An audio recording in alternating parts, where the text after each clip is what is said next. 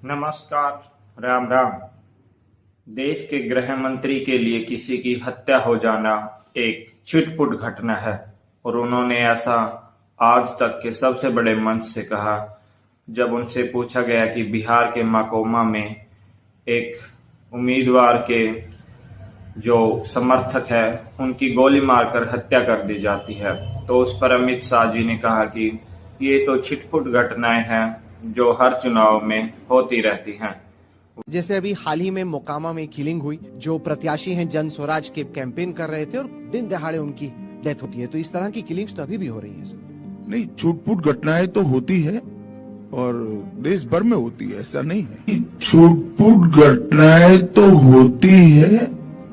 वही अमित शाह जिसके कंधों के ऊपर पूरे देश की सुरक्षा की जिम्मेदारी है, उनकी नजरों में किसी की हत्या कर देना एक आम सी और एक छिटपुट सी घटना है।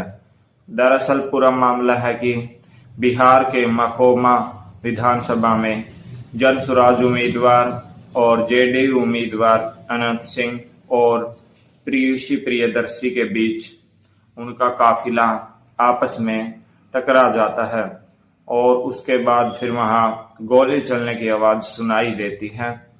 गोली जन स्वराज के एक समर्थक दुलार चंद यादव के पैर में जाकर लगती है, जिसकी कुछ देर बाद मौत हो जाती है।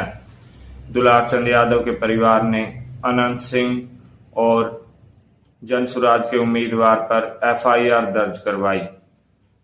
आपको बता दें कि जिस अनंत कुमार को पुलिस ने गिरफ्तार कर लिया है और 14 दिन की न्यायिक हिरासत में लिया है, वो कौन है? दरअसल वो मकोमा का एक बाहुबली नेता है।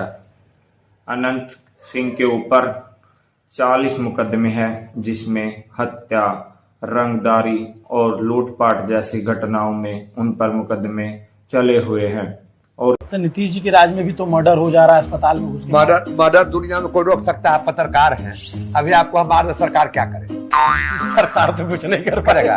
अब घरे घर सरकार पुलिस बैठा दे। 2019 के अंदर अनंत सिंह के घर से AK-47, हैंड ग्रेनेड और अन्य बारूद सामग्री बरामद की गई थी।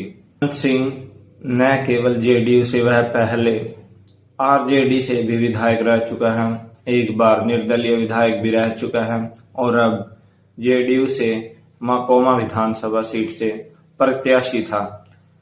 अब इन जैसे लोग चुनाव में आए तो आप खुद अंदाजा लगा सकते हैं कि आपके बच्चों का और आपका भविष्य कितना सुरक्षित